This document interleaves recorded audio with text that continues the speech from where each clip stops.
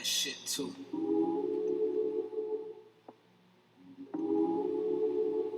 I'm on that shit too.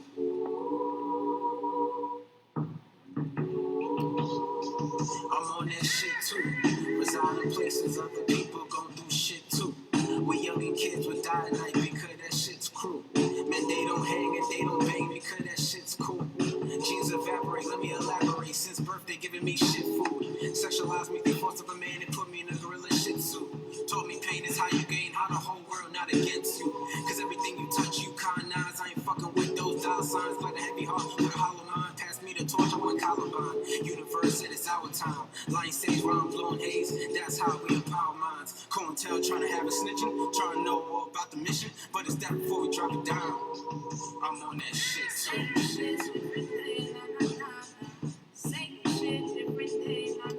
on that shit too. I'm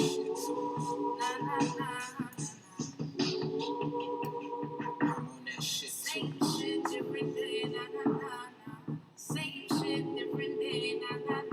shit too.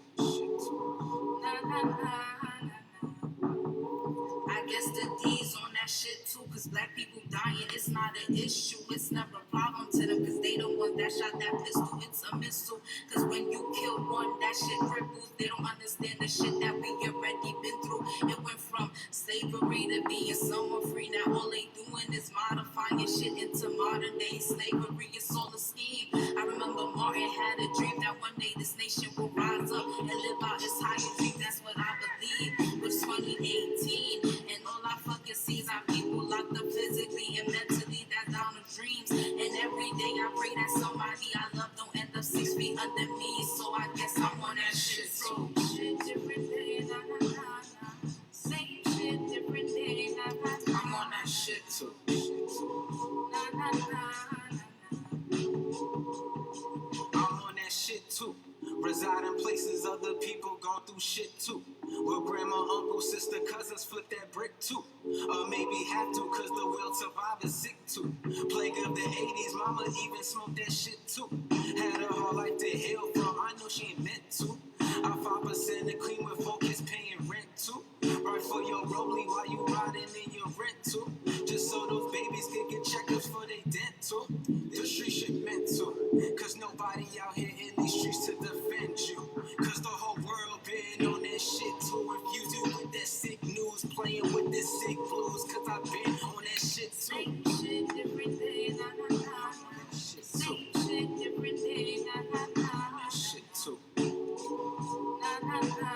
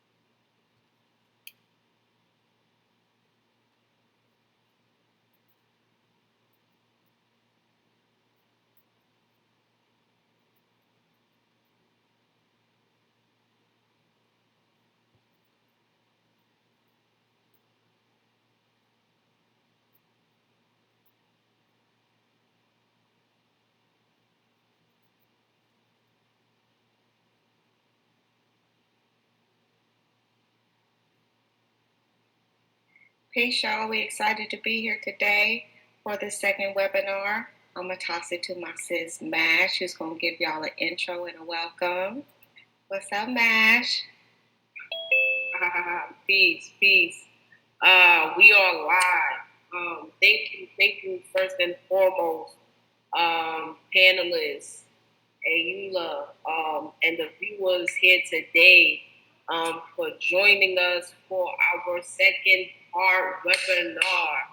I'm so glad to be a part of this today. I'm so happy to hear a lot of the wisdom that's going to be dropping. I'm definitely here to see the vibes and see how this goes. Just quickly, I want to kind of ground the space and just bringing our ancestors into the space. When you think about like just healing and thinking about like when you want to open up dialogue, just blessing the space with ancestors and the people that came before us, the forces that came before us that allow us to do what we do today, that allow us to be who we are today. So I'm gonna let Ayula start us off. At this moment, we're gonna be shouting out ancestors that definitely root us and ground us here today. So you sis, you on mute. It's always important to acknowledge our ancestors as well as bringing them into the space. I know that I would not be who I am and where I am without their spirits with me all the time. So I just want to start off with paying homage to the Black Seminoles, the Geogaphy people, Gabrielle Pazier and Mark Vesey, Nat Turner, Harriet Tubman, Marcus Garvey, Stokely Carmichael or Kwame Ture, W.E.B. Du Bois, Fannie Lou Hamer, Malcolm X, Dr. Martin Luther King Jr., Ella Baker, the Freedom Riders, Fred Hampton, Bunchy Clark, the entire Black Panther Party, the Black Liberation Army, Sam Batista, Eddie Ellis, and so many more. Feel free, in whatever space you're in, to bring your ancestors into the space. You can add them to our live in the comments. Anybody else you want to add to the space? Mash? Definitely my father, Markella Edward. Definitely want to have his energy in space with us today. And just want to honor that. So thank you for that, Ayola. Thank you for blessing the space and bringing our ancestors in the space with us today. So quickly as this meeting is being recorded. I am Mash. She, her, sis, bro, whatever I choose for the day. I'm a youth organizer with H.O.L.L.A, How Our Lives Link All Together, which is a grassroots community-based organization that was founded in prison in 2007 by 7 strong Black men. And we really teach like the non-traditional approach to healing-centered youth development that really stands on the legacy of the 7 neighborhood study, which purpose was really to address and like combat the disproportionality number of Black and brown bodies that were being specifically targeted in 7 communities, 7 neighborhoods in New York. We also definitely stand on just Black and Indigenous ancestral wisdom, street pedagogy. And today is the second part to our 5-part webinar series, which was created to really share and go deep into just communities across just different geographical spaces, to really like learn about the analysis and the roots of the non-traditional approach and social justice and healing justice. So today is the part 2 of this series. I'm super duper excited. Today we're going to be focusing on the praxis of healing justice, standing on our culture, our pedagogy, our organizing. We're going to be pulling from these amazing panelists that we have for you guys today to really speak on the importance and the why and the struggle and just the practices of just wellness and healing justice. Definitely this webinar is going to be opening up a portal to really like honor our ancestors and continue the force so that we can continue our journey and healing to our path to liberation. So with that being said, we are going to be introducing our panelists. I'm going to pass it on to Ayola. She's going to be introducing our first 2 panelists, and I'm going to be back later on. Thanks, Mash. I am always super juiced to be in this space. with my people, my family on the on the East Coast, my H.O.L.L.A family. My name is Ayula Mitchell, and I am here live on the West Coast, born and raised in San Francisco, but definitely love New York and the vibe of H.O.L.L.A. I have been doing healing work for about the past 10, 12 years. Had the opportunity to not just initially, I guess, partner with H.O.L.L.A, and then you know how it goes. We family now. Probably about 5 years ago or so. Healing work is so important to me. As Mash said, it's so important to our freedom and our liberation. I'm all about healing work. I recently had the opportunity to start my own thing called the National Healing Collective, because I understand that it is a collective effort for us to get this healing, journeying as families, as communities, as a people.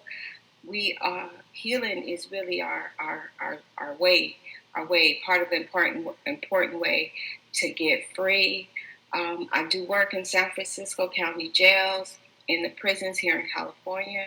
I've had the opportunity to do work with people across the country, primarily in the prisons, because everybody who I've ever worked with, and I've been doing this work for about 4 decades now, everybody who I've ever worked with started off being harmed and subsequently wound up harming other people. And we hear that cliche all the time about hurt people, but we also know that healed people can facilitate the healing of other people. And so that's what we're about here. I'm going to start off introducing 2 of our panelists. The first person I'm going to introduce is my brother, who I love so dearly. It would be remiss of me not to just say a brief story about how I came to be a part of H.O.L.L.A. I was at Beyond the Bars conference in New York probably about 5 or 6 years ago, and I just saw this brother who had this H.O.L.L.A gear on, and he just had so much energy. And I was like, who is this person? And then I saw the rest of the group, and I just was feeling their vibe and feeling their energy. So it is absolutely my honor to introduce Andrew, Dr. Corey Green. Did y'all hear me say Dr. Corey? Co-founder of Healing of H.O.L.L.A. As Mash said, it came out of the prisons in New York in 2007. Dr. Corey stands on the shoulders of the Greenhaven think tank, the Bedford Hill Sisters, and the Resurrection Study Group, who developed community-led healing praxis inside the prisons. Did you hear me say they was doing healing inside the prisons? That's what's up. Corey stands on the legacy of the non-traditional approach to criminal and social justice issues, which is a grassroots analysis cultivated from the study and experiences of Afrocentric and indigenous community organizers who served long prison sentences from the 1960s to 2015 in New York State. Corey is formerly incarcerated, and as I said, he co-founded Healing Justice. He's a Healing Justice organizer, and he co-founded H.O.L.L.A, which stands for How Our Lives Link All Together. Dr. Corey is currently invested in developing, leading, and implementing an intergenerational, youth-led, citywide, nationwide grassroots movement for Black liberation centered on healing justice. Y'all gonna hear us talking all about healing today because it's so important. Corey was born in 1981 and was raised by a single mom in East Elmhurst, Queens, New York. And it was during a time when many mothers in urban communities were impacted by the crack epidemic. Corey also hails from the Delta of Mississippi, which he is extremely proud of. In fact, he is in Mississippi now. I'm sure he's going to talk a little bit about that as well. He's also married to Teresa. They've been married. Corey been married since he was 21 years old. 19 plus years. Shout out to that. And he's just an amazing, incredible, dynamic, passionate brother who is so committed to healing of self, family, community, and our people. So shout out to Dr. Corey. The next person who I have the honor of introducing is another one of my brothers, Richard Smith. Met him a few years ago when he was doing work with Common Justice in New York. Had an opportunity to spend some time with him. Again, an incredible, intelligent brother who is so passionate about healing as well. He's a nationally recognized expert on healing trauma for survivors of interpersonal and systematic violence. He's helped organizations throughout the country build their capacity to heal and empower BIPOC folks and marginalized community. He is the founder and lead strategist and anti-racism educator for Richard Smith Speaks. Hey, it's about us having our own, right? Richard is also an assistant professor at Long Island University, Brooklyn School Social Work Development. He has guest lectured at numerous colleges and universities on issues such as systematic racism, mass incarceration, trauma, and healing. He is presently a doctoral candidate at SUNY Albany School of Social Welfare. His research focus is on male survivors of childhood sexual abuse, such an important topic. He is also a Robert Wood Johnson Forward Promise Fellowship for Leadership 2018 Fellow, and he is the proud dad of Caden and Kayla. Welcome, shout out to both my brothers, Dr. Corey and soon to be Dr. Richard. Pass it to you, Mash. Thank you so much for that. And now I got the honor of introducing my sis. I met her a minute ago when we did, H.O.L.L.A did our first Healing Justice Summit at Columbia. And she was a part of her organization, Breathe, was a part and was able to help us, really talk about healing and talk about, the things that we need to be talking about in our communities. So I got the proud honor of introducing Ashley Ellis, which is the founder of Breathe. She's a principal consultant, a trainer, born and raised in West Side of Chicago. Ashley is definitely a daughter. She's a life partner, a sister, a auntie, a mentor, my sister, a friend to many. She has a mission to be a conduit of healing and transformation in the community using restorative practices. She is a restorative justice practitioner, trainer, consultant, master facilitator, circle keeper, just a non-traditional educator, loving it, and a transformative coach.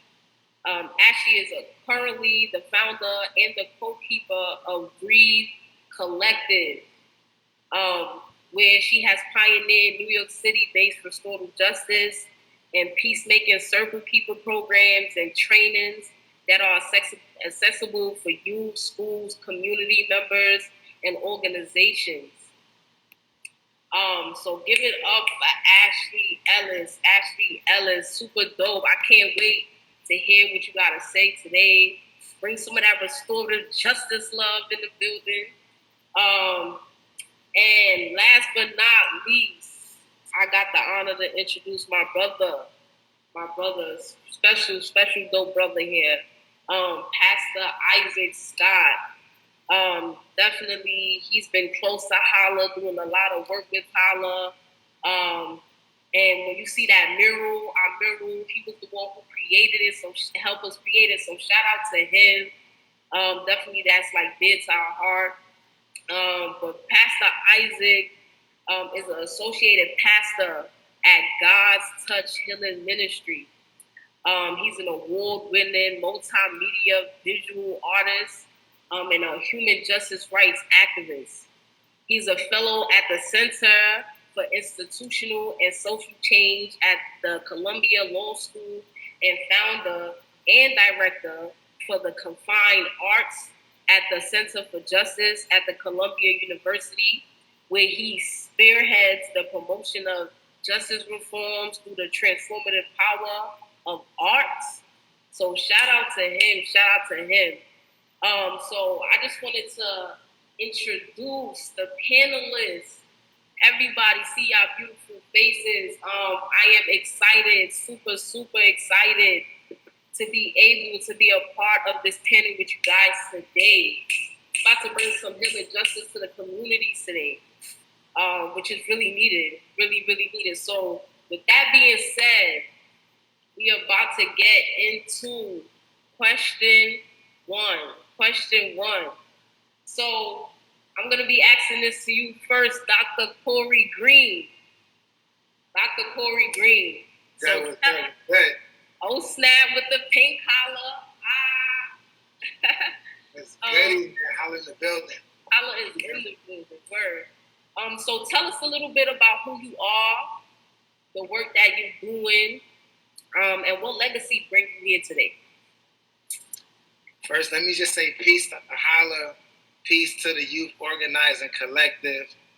Shout out to my family, my wife Teresa, my son Corey, my Mother Green. I'm just happy to be on this dope panelist with Ashley, Rich, and Isaac. So shout out to my co-panelists.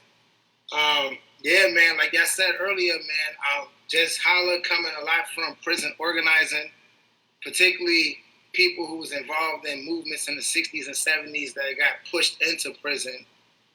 And shout out to our first webinar, if y'all didn't catch it last week, Echoes of the Legacy. And really thinking about Dr. Kathy Boudin, thinking about Larry White, Donna Hilton, and our big bro, Richard Blackguard Jackson, who really told us the hard lessons and the victories that come from struggling from the roots. So I stand on, like the complications of trying to love and trying to struggle and trying to transform and trying to resurrect yourself, and the victories that come from that, but also the process of what that takes. And, I grew up in New York, Queens, Barn Building, East Elmhurst. It wasn't one of the 7 neighborhoods, although it had a lot of 7 neighborhood realities and experiences. Shout out to growing up in the 80s. Shout out to all the God bodies and earths, block parties. I remember on my wall, right in my building, it said crack rule. Shout out to the crack era. And within that experience, it's a lot of love. It's a lot of not understanding how to love, a lot of baptisms, a lot of praying, but a lot of going to jail, a lot of poverty. And coming from that, also led me to getting married. So still people, trying to hold on and trying to journey too. So a lot of journeying too. So that's some of the legacy I stand on. And then just my mom's, my mom's coming from Mississippi. My mom's being impacted by the crack epidemic in our family in New York. But Mississippi, and particularly us coming from the Delta, Mississippi, as our first landing space as enslaved people on this part of the world, it represents a journey of like trying to get free, running through the Great Migration, and that's family separation to Chicago, to New York. And on your way you running, you finding systems of oppression and the war, the enslavement mentality of institutions, and how we embody that too in our communities, following you through that journey. And grandmoms letting daughters and nieces go up north, children being stayed back down south, and it's trying to figure out how to keep family together when people trying to disrupt family. So I come from that love and that struggle of what that mud means when you come from the Delta, and how rich that soil could be, but how muddy it is too. And then the last thing I say, I come from my ancestors. I come from trying to remember African sacred science and that our ancestors are my guides and our guides. And that we got a responsibility to remember our ancestors and say their names. And a responsibility to have them be a part of our lives.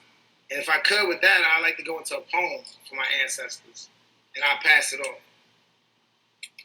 This is for our ancestors, particularly the ones that stand with us and plan with us. We talking about a pedagogy of patience. They still waiting for your transformation and for us to heal from all the steel blazing and generation after generation of living out the plantation. This is for our ancestors, particularly the ones that get killed for us, sacrifice and build for us. We talking about a indigeneity without no regulation. Culture is our education. Emotional communication. Vulnerability is what we embrace, and this is for our ancestors.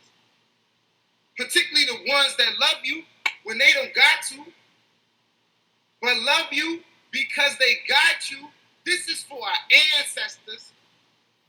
Particularly the ones that stand with us and plan with us. We talking about a pedagogy of patience. They still waiting for our transformation and for us to heal from all the steel blazing and generation after generation of living out the plantation. That was for our ancestors. So that's some of the legacy I come to. Thanks for having me. Thank you. Thank you so much, Corey. That was dope. We definitely all come from our ancestors, all just trying to love, all just trying to bring healing into our families, healing to our blocks. So thank you. I appreciate that. That was super dope. So now I'm going to pass it to Pastor Isaac Scott. Answering the same thing. Like, tell us a little bit about who you are, the work that you're doing, and the legacy that brought you here today. Peace and blessings, everybody. Peace and blessings. Thank you for having me. It's always a pleasure to be in the space with H.O.L.L.A. It's always a pleasure to be in a space where healing is at the forefront of all things, and that we're really caring about each other. We're really looking at, folks who are living that day-to-day struggle and keeping that at the forefront of how we do things. So I'm just blessed to be here. I'm blessed that y'all continue to include me. I'm blessed to be able to be a visual artist working with y'all and to be able to lend my artistry to the vision that you all have in the mission. And in even doing so, I've learned so much just working in that process. But a little bit about myself is I'm an activist, an artist, grassroots organizer, faith leader, and I'm a proud father, just to say the least. I do a lot of work at the intersection of art and activism, really wanting to begin to prioritize the arts as a pathway to success, if you will. So the arts can be that means by which perceptions can be changed. The arts can be that means by which relationships are built. And the arts can also be that means by which we are able to collaboratively create some solutions. So that's a lot of like the work that I do. I do it right on the ground. I'm at a weird intersection. I'm in Harlem. I'm from Harlem, but I attend Columbia University. So I deal with the folks, right in the pissy lobbies and pissy elevators. And then I come here to this university where it's all pristine and privileged. And I can see, where there's a huge gap and a big hole. So that's a lot of the work that I do is just really being able to give access to folks where information is not present. Information is really powerful. And it's interesting to see how across the street, this is the lifestyle, and then on this side of the street is a whole nother lifestyle, a whole nother set of information given, and a whole different set of opportunities and care and concern for people. And I think that that's a huge injustice, to say the least, So that's a lot of my work and really coming at that space. But I think the legacy that I come here with is one coming from my own testimony and just healing through a faith in a higher power. A legacy that really embodies love for my neighbors, like a tribal legacy. So really just like I want to sit at I want to sit in circles with my people, and we don't, and not have to fear, being judged or being criticized or anything like that. So that sort of love that transcends our accomplishments, our professional prowess and all of that, and one that's just like, you are human, I'm a human. Let's just sit here and do human things that don't got nothing to do with how much I was able to do more than you. But that's really the legacy I bring, and I really just want to continue to see that healing and peace circle that I did in that YLC logo really just come to life. You know what I mean? I really want to see us just hold hands across gender, across race, across age, across perspective, across experience, and really be able to just hold hands with love, not out of spite and out of malice. So that's like the legacy I bring and what I'm trying to just wrap all of my work into. Nah, thank you for that. That's super dope. Definitely when I'm thinking about arts and I'm thinking about like bridging gaps, I think art is just an amazing way definitely to just get youth to be able to vocalize a lot of the traumas that they really going through, to be able to like paint a lot of the pain, but even happiness, even moments of like hopelessness, but definitely moments of joy. And so that's amazing work that you're doing. So thank you for sharing that. Thank you for just blessing the space with all of that. So we have up next my sis, Ashley Ellis, who's gonna be telling you guys a little bit about who she is, the work that she's doing, and the legacy that she's bringing here today. And I'll pass it to you, sis. Hey y'all, peace. Thank y'all for having me here. So my name is Ashley Ellis. My pronouns are her and she, like the chocolate. And I am first and foremost born to my mother, Lizzie Jenkins, and my father, the late Bailey George Ellis Sr. I'm born, raised, and fortified on the west side of Chicago. That'll always be home. And I do this work through restorative justice. I was introduced to that work through the legacy and through the leadership and mentorship of Cheryl Graves out of Chicago, along with a number of other brothers and sisters who really lit a fire in me that I didn't know could exist. I grew up with a mother who taught me how to see people beyond their circumstances. I grew up in a place where I was surrounded by what people would call addicts and drug dealers and all these different things. And also my mother taught me how to see them as like for their full humanity. Like those is my bros, like those is my uncles, those are people who protected me. Those are my aunties, my family.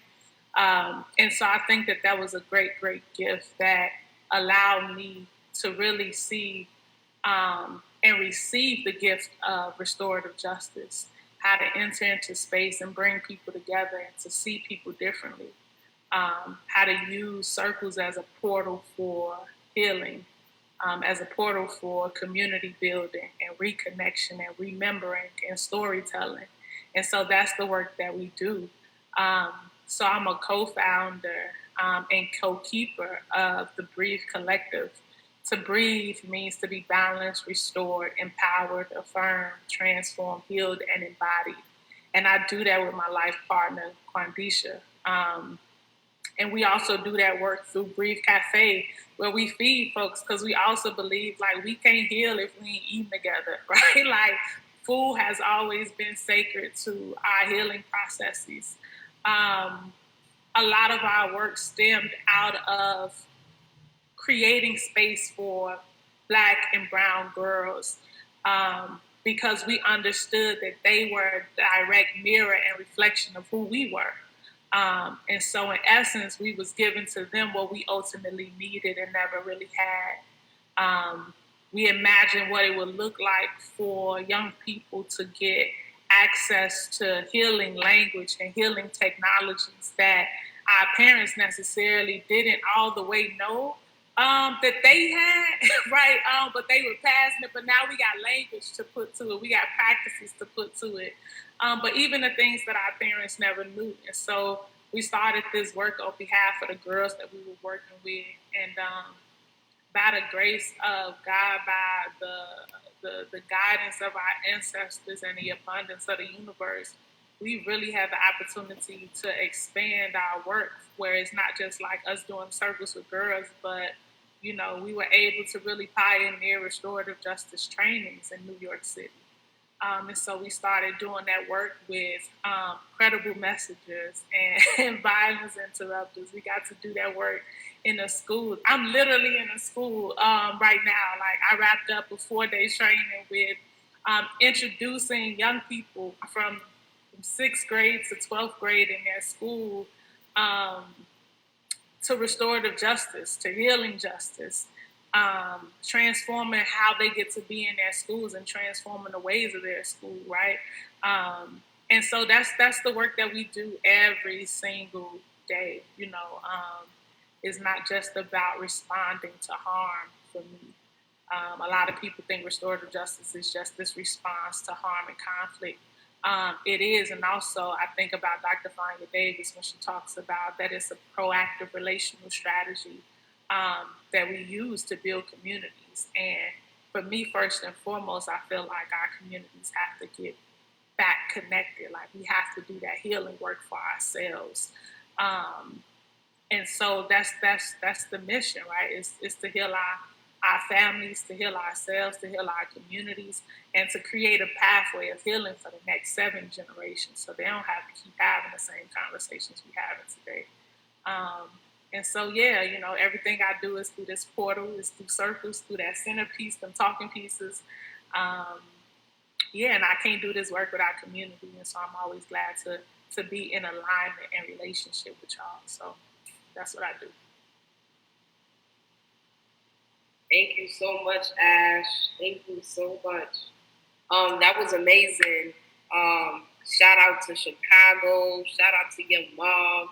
Shout out to the community. Shout out to the young people that you just was doing a circle with. So thank you for, really giving us that and allowing people to see, who you are and what really brought you to, helping the community and doing this work. So with that being said, last but not certainly least, you know what I'm saying? We're going to pass it to my brother, Richard Smith. Tell us about who you are, the work you're doing, and the legacy that's bringing you here today. I'm going to pass it to you, bro. Thank you. Man, my heart is warm right now. Just listening, just being in this space, being able to connect and hear all of the commitments that you all have made to ensuring that we heal as a people. My heart is also heavy because I'm like, damn, where can we get to that space where, we don't have to always be fighting. You know what I'm saying? It's crazy because it's like I've been fighting my whole life. Been fighting my whole life ever since a child, always feeling like I had this, and even to this day, this childlike sense of what's right and what's wrong, what's unfair, what's just, and always feeling like this desire, this like compelling need to, if someone was doing something wrong that I felt like wasn't right, I needed to try to step in and correct it, either physically, verbally. I had to speak out against it, or I had to stop it. It's something that was always in my heart. Is to be a defender, of others. And a big part of that comes from the fact that there were times that, as a result of all of the shit that our family have dealt with, when I say family, collective family, over these years, harm has been caused to me, and I wasn't always defended. I wasn't always protected. So there was a part of me that's always wanted to protect those, especially those who, for whatever reason, didn't have it to protect themselves.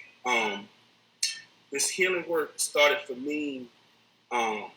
inside of prison, and then inside of prison, in solitary confinement, where I was in a space where I was just asking myself questions, just trying to figure all this shit out. Like, right? Like, why? Like, why am I constantly going through these experiences of pain? Why did my mother have to struggle with the things that she struggled with? Why did her mother struggle with the things that she struggled with? You know, why is my family dealing with all these things that is not atypical to us, that we're all dealing with it? Because when I look at my community, we all going through the same types of struggles, right? And so I asked myself, why so much? And then, like, all of these answers started to come up inside of me, right? And that's the reason why I know that, you know, the way we talk about epigenetics and historical trauma, there's historical healing. There's a legacy of historical healing that lives inside of me, that I didn't have language to describe it. But when I found myself in a predicament where I needed it, I was able to call on it.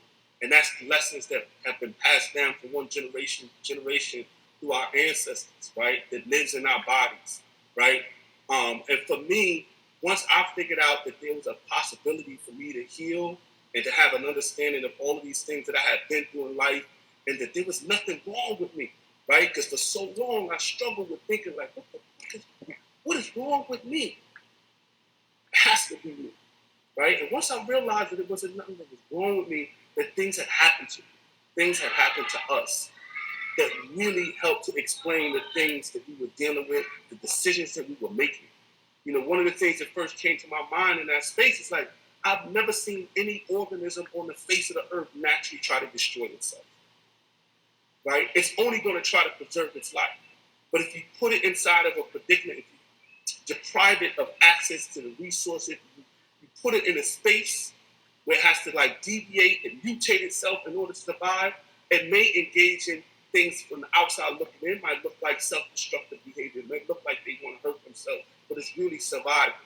And once I realized that there was nothing wrong with me and that there was nothing wrong with us, I just set on this journey to try to make sure that everybody that I encountered understood that, right? Every brother, every sister, every person, right? And so this work for me is, yes, there's titles, yes, there's like this, you know, this description of what I do professionally, but really this is something that's always been in my heart, right? Whether it's the person that I'm sitting to at the bar, whether it's the person on the train, whether it's the person in the elevator, whenever I have a space and I feel it because I'm extremely intuitive, it's something also that was passed on to me, right? I share what I've learned in a way that I think can help facilitate healing for others. Start to help other people realize that there's nothing wrong with them, that there's something that happened to them, but also that healing is possible.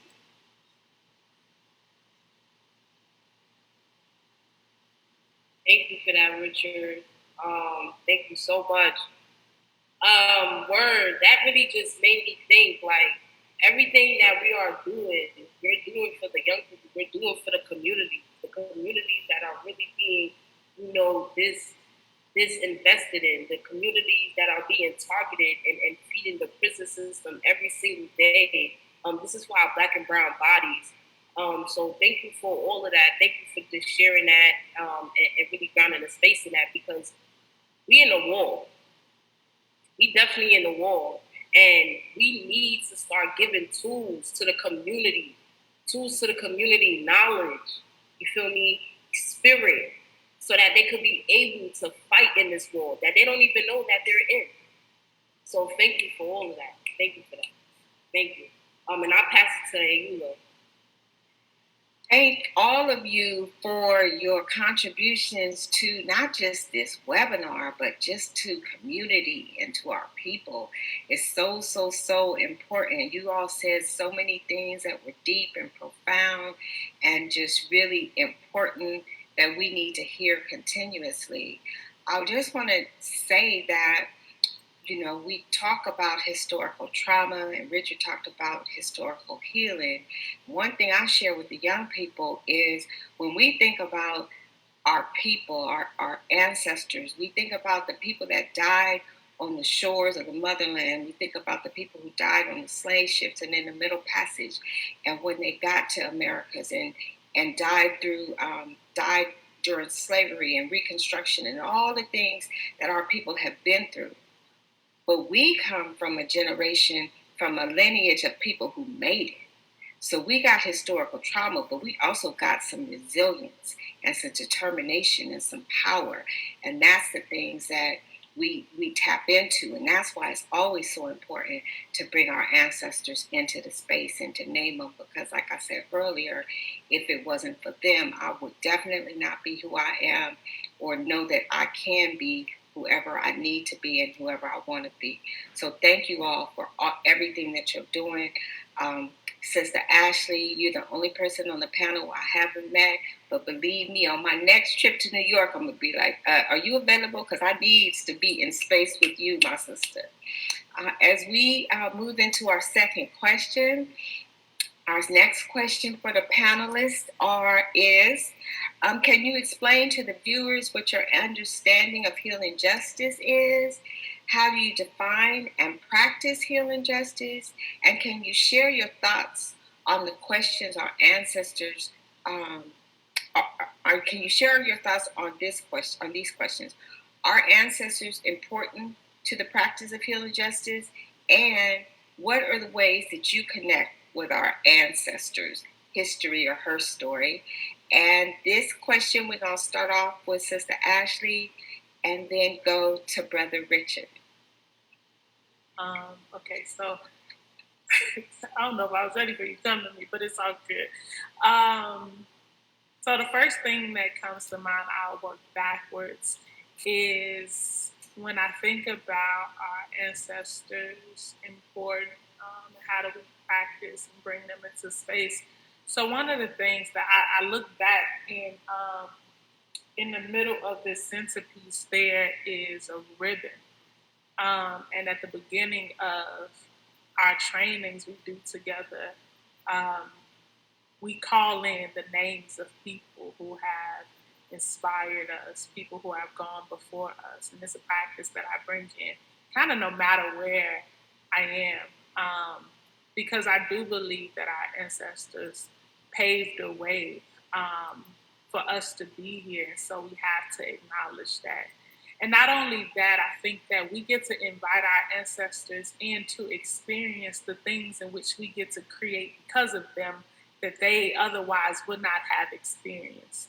And so I look in the centerpiece and I see a portrait of my dad, and I think about the fact that, like, my dad never sat in a circle with me necessarily, right?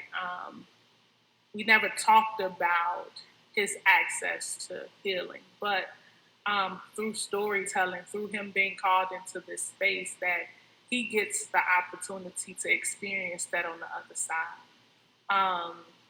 And so I think that it's really important that we honor our ancestors by calling them in, not just for when we need help, right? So, like, we ain't just trying to knock on the door and wake our ancestors up when we need things, but how do we ensure that we're also giving back and feeding them when they're on the other side? And what's really interesting is that I don't know if I really learned the language or really understood connection to ancestors until I was an adult. You know what I mean? I remember my mom loves the word, and I remember when people would pass, and it's also like, I think it was a trauma response for her too. Even though she was really connected and didn't have the language, she would say things like, you know, the word say the dead knows not what the living does, you know, you know, and it was that idea that, like, folks dead and buried, they gone. But I also remember profound memories because my mother, I think, is a seer, right? And I remember I have stories and memories of my mom telling me about how she understood and felt spirit around her, right? How she can identify spirits that were present and around her. And so I think that is something that's always been a part of us. And I think that there was a disconnect in how we got to really embrace it in our communities. And I think church has something to do with that, but that's a whole different conversation. But yeah, so that's that part. But when I think about what healing justice is for me, I think that it is, I think healing justice is a transformative pathway for us to really, one, imagine our realities different and how we get to be in them with access to the things that we need to heal us, right? And so when I say that, I'm saying like, if somebody is doing something that is like causing harm to themselves, to their families, to their communities and things like that, instead of us, our first imagination is not going to like this carceral state or this carceral system. It's not depending on these public institutions that are not rooted in our ways of being, in our values, in our healing structures, but it's about how do we access people and resources. It's about how do we tap into these African science technologies. It's about how do we really tap into our spirits to discover what it is that we need, and we provide that, right, to create that pathway towards healing. Yeah, and so when I think about how do I get to practice that, like I said, for me, one of my main practices is through restorative justice, it's through circles, it's through curating space for people to tell their stories, because I'm the descendant of people who didn't have the opportunity to tell their stories, or whose stories hurt too much and the trauma was too hard for them to pass them on. You know, like I just took Corey's in Mississippi. I just took my mother back to Mississippi after 54 years. Her parents died when she was 9. You know, she had never returned, and to be able to take her back and for her to remember and sit with the oldest person who was living in her family and talk about the hurt and why didn't you come get me, and you know what I mean, like those stories that they never got to. She didn't have the space to process and talk about that. And so for me, it became really important for, you know, us to learn how to tell our stories, to build a bridge, and for our elders to be able to speak to the bridge that was before them, for young people to walk over. You know, my mom, I know I talk about my mom a lot because she really, a lot of who she is has informed who I am. But, you know, she used to say to me, she said, you know, I want to be a bridge over troubled water so you don't have to swim. Right, but some things I had to swim through because she couldn't tell me the story or be the bridge. And so, you know, for me, healing justice is about recovering the stories. It's about remembering and allowing that to be medicine for our journey forward, and making that accessible, you know, for whoever needs to share. So, yeah, that's why I'll stop there. Yeah.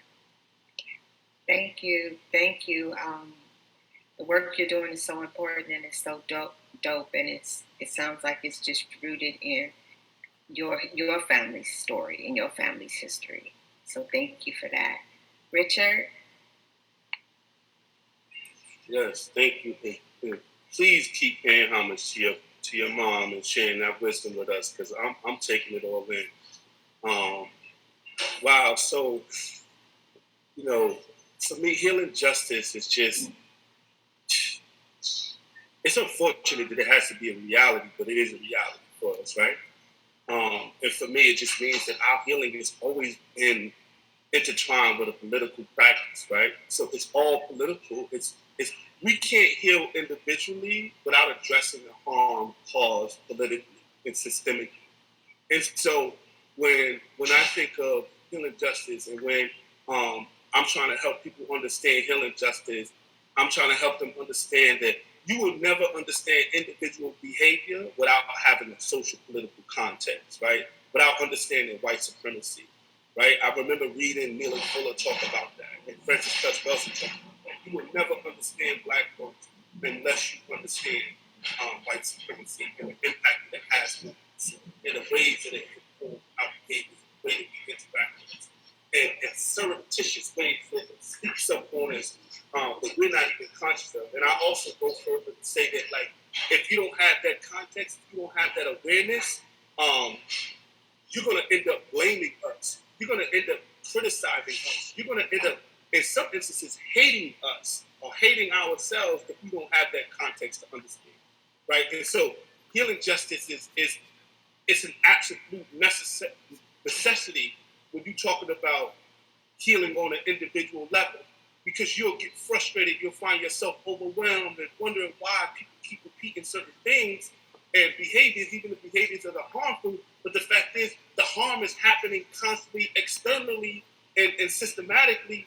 So it's never really truly a space for us to heal individually without, finding ourselves fighting a system externally that's continuously hurting us. And so for me, and so the ancestors, they understood that piece, right? They understood that piece. They shared those lessons. I never forget, when I was reading, because I learned a lot through the ancestors, reading their literature, reading Shikanta Diop, reading, Theophile Benga, reading, all of these Naim Akbar, reading all of these people on the inside, and I was just amazed at their wisdom, but also how their wisdom resonated with me on a deeper level. Like when I read it, it was like, oh shit, right, that's right. And so it's a part of this lineage, it's a part of this spirit that is continuous, a spirit of freedom fighting, a spirit of healing, a spirit of joy, being able to laugh and smile despite all of these things.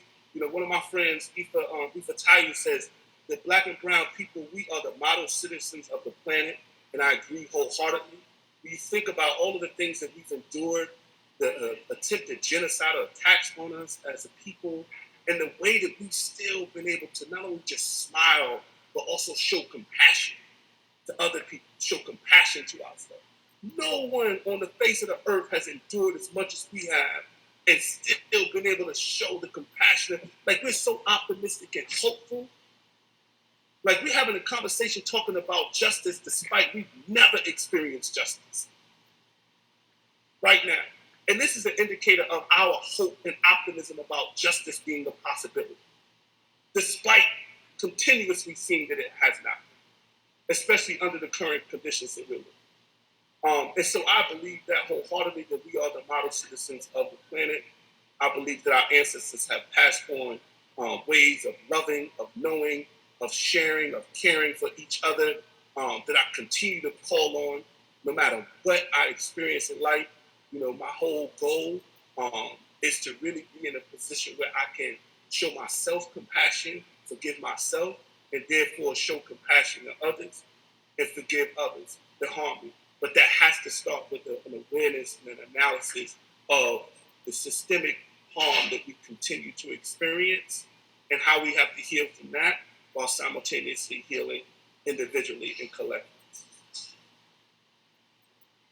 Thank you so much for that. It's important I think you touched on it, journeying with others who are on their healing journey too.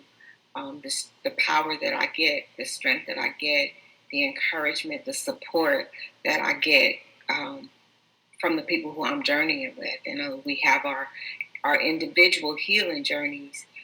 We also are journeying collectively. So I thank you for reminding me of that. Pastor Isaac.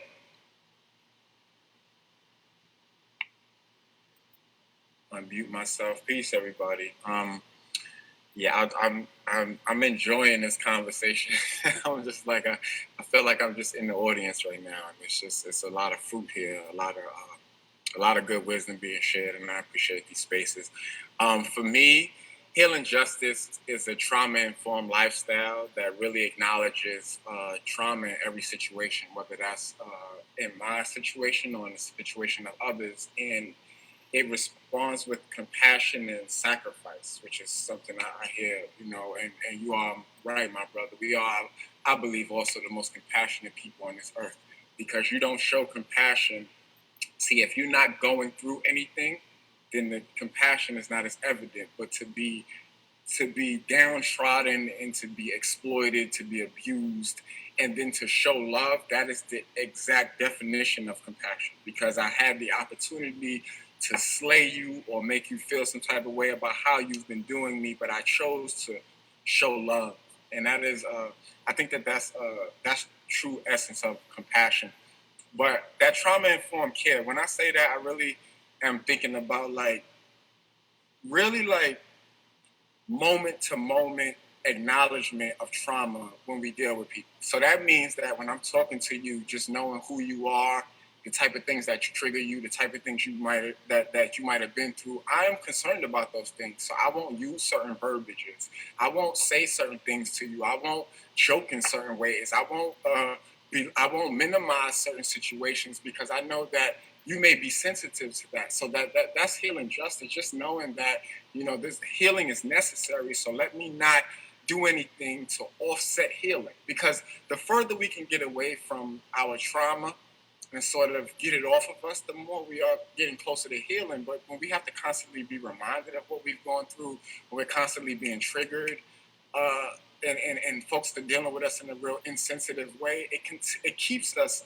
traumatized, and it prevents healing. So healing justice is really, for me, operating with this sort of trauma-informed lens, and not only looking at it from what I've been through again, but what is other people going through, and that takes time, and that takes love, that takes listening, and it takes giving the F about what people are saying to you, even if it's completely like you disagree with it, And this is like a higher level of healing, because healing, people have gone through so many different things, and sometimes, we may judge people for what they've been through, and it's a totally different thing for them. Like you all are saying it all right now, and I think it's just a matter of getting past our own perspectives about situations and really understanding the need that people have. And regardless of all of this, I could see you need a hug, bro, or I could see you need this, and that's just what I'm gonna focus on. I ain't even gonna focus on all of this other stuff I could sort of just beat you over the head with. Let me just focus on what I see the need is, and that's like healing justice, because it prioritizes the human over sort of the emotion of dealing with the human, right? I think that also. I think also when we talk about our ancestors, I just want to say first, if you don't do, as a Black person, if you don't do your homework and acknowledge your ancestors, then you just do our culture a disservice, right? Like you don't have the proper context or understanding of how we are where we at today if you're not doing your homework and at least getting some sort of understanding of history and how our leaders and our ancestors, whether they be Martin Luther King, W.E.B. Du Bois, or my mama, how the people who came before me actually did it, and what strategies they took, not just what they did, but why they did it, right? So we know how and when to apply strategies. I think also in that same token, I'm going to say that I believe that some of us get stuck in the perspectives of old, right? And I believe that we have to expand and transcend our perspectives and our views past our ancestors. And I think that that's a goal I think that's a responsibility we all have. We are supposed to get the information from the people who came and did it before us, but we are not supposed to stay in that information and think that we can just do exactly what they did right now. We have to take that and begin to write scripture and begin to create. I heard someone just say that. We got to begin to create and not be afraid to think. A lot of times we are not afraid. I mean, we're afraid to go against the popular sort of narrative or the popular sort of way of doing a certain thing, and we're not really willing to break through, even though it's on our heart. Like our spirit may be telling us, yo, this ain't working no more. We need to take this and do it a little different, but because folks are so stuck on ways of old, they won't allow the new in. And we can't be a people that stay in one space. So we got to be evolving, right? We have to acknowledge the past, but we also create for the future, right? Because the young folks, our children who come after us, they're going to look at us as their ancestors. And it's like, did we give them anything more than what our ancestors gave us? Amen? So it's like an acknowledgement and then like a carrying of this responsibility to take that knowledge, that wisdom, that pedagogy, that those methodologies and take them further, make them relevant to today. 2021 is a little different from 1971. So we can't, while we acknowledge what took place then, we can't think that it's just going to happen that same way. It's different. They done stepped up the ways in which they abuse us. They do it a lot more discreetly. They do it a lot more strategically. And if we're not paying attention, then we'll keep using the same old strategies to try to solve problems that have been evolved into new problems, right? I think that we have to become thinkers in this respect with creators of new knowledge. So we've gotten a foundation from our ancestors. They've blessed us with all they can give. From here, it's on us. Like, we got to take that and we got to go and create, right? And I think that our lives are testimonies, and we should begin to allow our spirits to guide us to write and produce knowledge about what we go through, what we know, what we live, what we see. I think our current solutions just can't be limited to strategies of old. But I think our ancestors they are everything. They gave us what we needed to start our journey. And we can't expect that. We have to know that they're I visualize them training us up and then pushing us off to do what we need to do. And I think that we have to understand that when we get that push to go, that also means that we have to begin to create. We have to begin to think. We have to live in the confidence of the legacy they left us, because they were confident in their knowledge. They were confident in their wisdom, right? And whether they felt like it worked at the time or not, they stood by their decisions. They made it, and we interpret their decisions the way we interpret them today. If we were to ask them about the decisions that they made back then, they may not feel the same way about them that we feel. So we also have to understand a lot of this knowledge and interpretation comes from us and what we want to get from our ancestors. So what do we want to give to the next generation?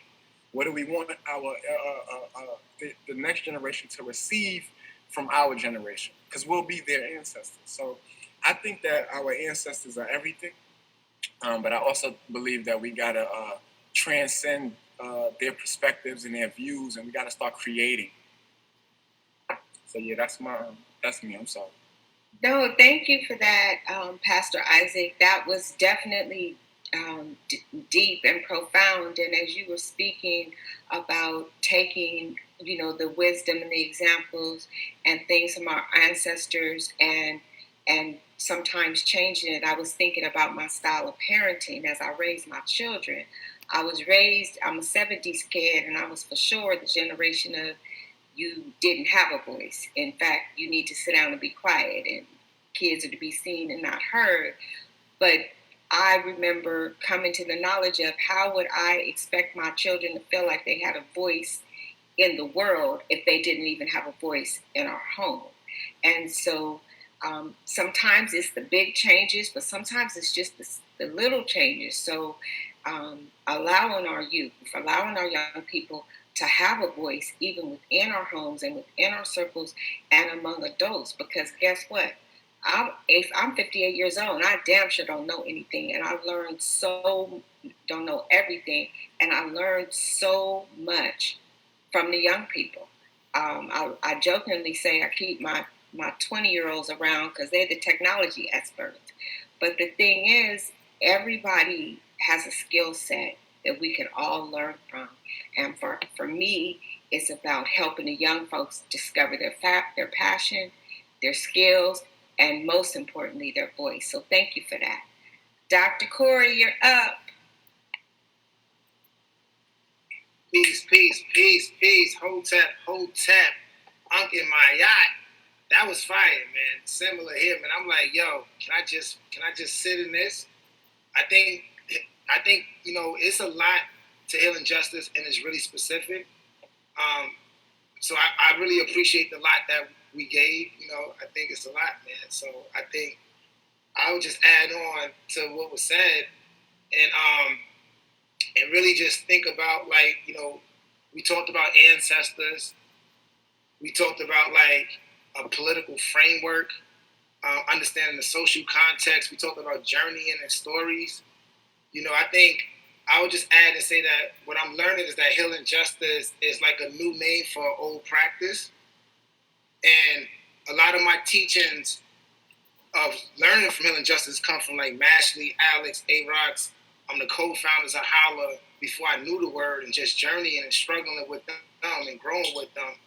And then as I came more in context, my family as well, my block as well, but more in a particular way with particular people in H.O.L.L.A.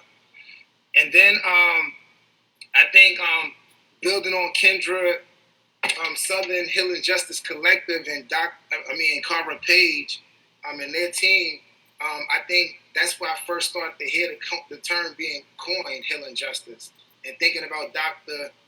Sean Jenwright and Urban Peace Movement and our brothers and sisters and organizations in the West Coast. And really thinking and seeing people take that term and put it into like organizations and youth center organizing. So I think, all these people, part of what I learned, me, Alex, from H.O.L.L.A, Dr. Anna Ortega-Williams, and Cara Page, we just wrote an article on healing justice called Sacred Conversations, sharing journeys of healing justice with the field of critical mental health. So the mental health folks asked us to write about healing justice. And one of the things is just saying that like people who practice healing justice in a lot of ways trying to reclaim African, indigenous, grassroots cosmology, rituals, experiences, and trying to like make sense of it while we in the war, while we like know who we are but don't know who we are.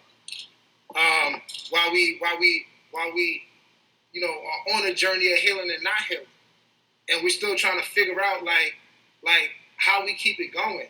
And then like healing justice is asking you another question, like how you keep it going in like a good way, the best way possible, not just for yourself, but for the environment, for your loved ones as well. I think I say healing justice too, just to add to that, it's like a practice of vulnerability. And really, thinking about vulnerability as like a pronoun, an action verb, a framework. Like, how do you hold space for sharing stories and sharing stories? You heard Ashley talk about building with her father after he transitioned. That's a practice of vulnerability. And also understanding how vulnerability is an important ingredient to bring the intersections together. Not just race, class, gender intersections, but the intersections of shame, guilt, love, possibilities, and how leaning in vulnerability is particularly important, particularly when you lean in vulnerability with your community, and it gets to like understand the journey and talking about how hurt and healing is interconnected on like a spectrum of wellness. And that, like, both of those things happen within community. And that, like, community has an important role in people's personal journeys. You heard what Ashley said earlier. You can't heal alone because you ain't hurt alone. So healing justice reminds us that, like, that all of those things is part of you. It's part of your responsibility. It's part of the ether. I think going more to Cara Page and just our Black feminist Southern traditions, like part of the rebirth for healing justice is coming through Black women, queer women. It's coming through the practices of Black and queer women.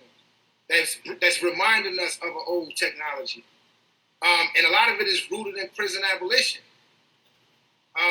And that's response to like white supremacy, pedagogy, institutional, structural violence, Christianity. It's really saying, how do we reclaim like epistemology from the margins, because our tradition and cultures have been dehumanized and killed. So we have to go back to the margins to get it. It makes you think about Bell Hooks, Kimberly Crenshaw, Audre Lorde, Cara Page, Ashley, Ayula, Mashley, the women and our mothers and our grandmas that remind us of the sacred feminine energy and the wisdom that comes from the sacred feminine energy. A couple of more things and I'm out of here. I want to say a couple of more things. I think I got a couple of more things. Yeah, so, and part of what Isaac is saying, like, rooted in prison abolition in a lot of ways, we understand it different, but it's part of it is is a praxis of not just like we got to close prison. It's about dreaming. It's about living out the dream. So when you think about Attica Revolt, that's living out the dream. When you think about our elder and our big sister, Assata Shakur, you think about our elder, Sekou Odinga, helping free Assata Shakur. This is living out the dream. This is living out the stories of our ancestors. This is living out love in a context of war. This is understanding some of the possible pedagogies of healing justice when you're responding to the social political context and the historical reality of why you're in 7 neighborhoods and why your neighborhoods are attacked. And K through 12 education and calling the police and going to church don't always save us from the war. So what is the community-specific approaches? What is the non-traditional approaches that come from our experiences, that come from our elders' experiences, that come from a specific wisdom of understanding we in war? What does it mean to journey with our community with this history? And then I think I'll close by saying, it also is a spirit and a reminder that there's sacrifices. There's sacrifices. We all, who you be, you sacrificing. Some of us, like Kool-Aid, and we get older, we get into we might can't eat Kool-Aid, drink Kool-Aid the way we used to drink Kool-Aid. And if you're from Mississippi like me, we put a lot of sugar in the Kool-Aid, white sugar, that pure. So part of healing justice is saying how you gonna transform the way you eat, the way you grow. A lot of us don't understand about sexism, patriarchy, how we related to Puerto Rico, DR. We just think we from the block. So that's a study process. That's a transformational process. That's a struggle. That's a sacrifice. Sometimes speaking out to your job. Sometimes lighting sage in your home. Sometimes saying I'm just not with Christianity today. Sometimes saying like I ain't with this regular white dude stuff. You might have struggles with your man, with your family, with your community, because all of us are in different ethers of the war, of internalizing the war. So it's about a sacrifice, because at certain moments you're gonna have to figure out who you're gonna be. So I think healing justice reminds us that you got work to do, because as you go to the center of community and of family, you just gonna need to be ready. Peace.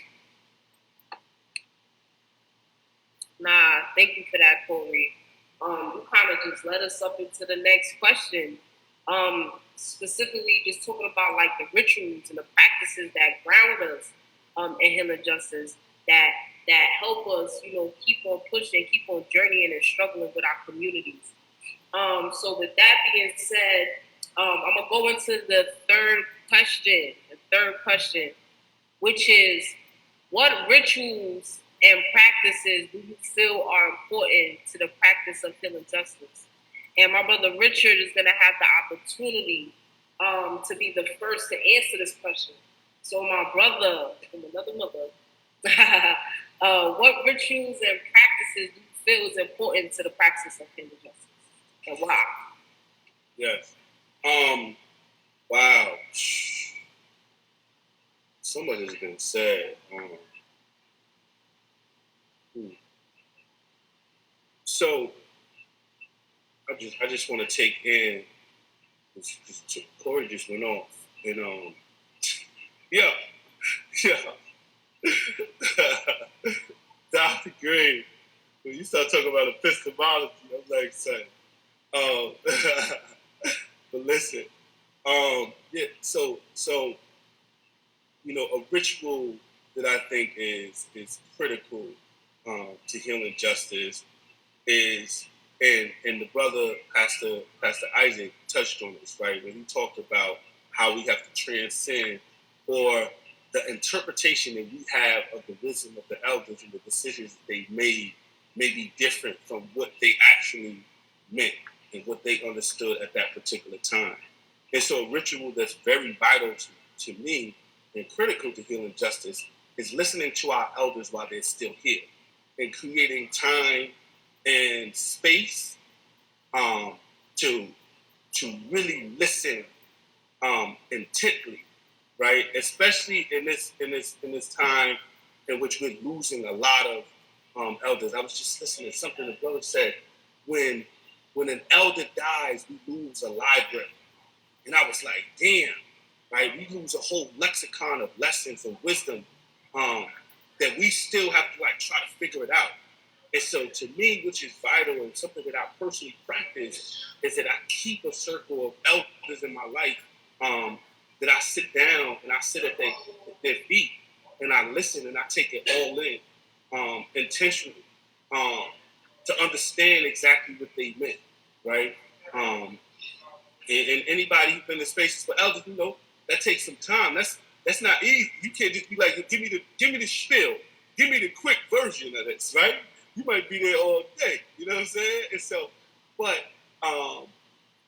you know, I think about my elders, you know, Brother Walter Simpkins. I think about my grandmother, you know, Bunny.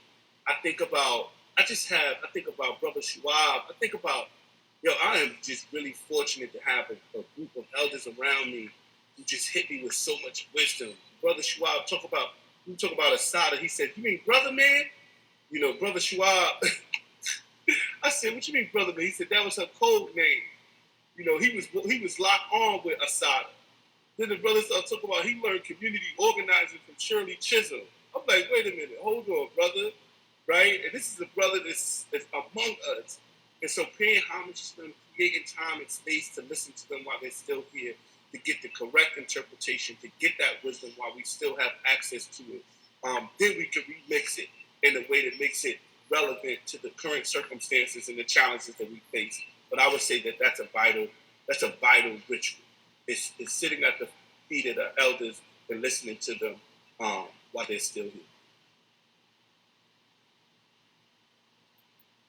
Thank you, brother. Thank you. And it's so deep to understand. Like, definitely, the elders have certain experiences, certain like healing experiences that they definitely had to endure in a different kind of time period with a different level of pain. And just definitely going on to what Isaac said, like, yeah, we create, like, we're going off of a new problem.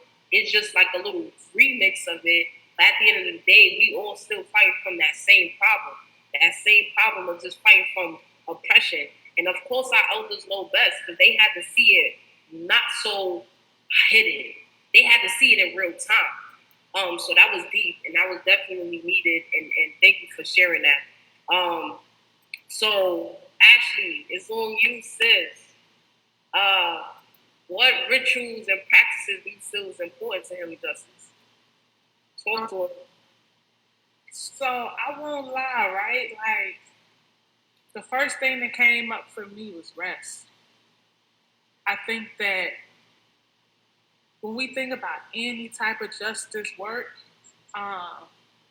if we're to really reignite, like, I feel like a lot of the picture that's painted and we actively engage in when it comes to justice work is it is a grind. Like, we don't want to stop. We don't want to sleep. We want to keep going until everything is fixed, until, we willing to sacrifice ourselves. I feel like so many justice workers, whether that's healing justice and, restorative justice or movements, like, people want to be martyrs. And I don't think we was created to be martyrs, but like intentionally signing up to die. Like, if I die in the midst of it, you know what I mean? But like, I don't want to work myself to death, because then what use am I? Right? And so I think about, a transformative moment happened when Reverend Simpson out of Brooklyn, she was doing, I went to Union Theological Seminary, and she was doing a chapel, and there's a gospel song, I Need You to Survive. It's, I need you, you need me, we're all apart. That song, right? But it says, like, I need you to survive. I need you to survive. And she reframed it, but it was still the same words. But she said, no, I need you to survive. Like I need you to live. And it wasn't just about this dependency, in community. Yes, we need each other. And also, like, we need each other here. And so for me, a ritual really has been rest. Man, I done hit moments where I felt I was burnt out, like I was done.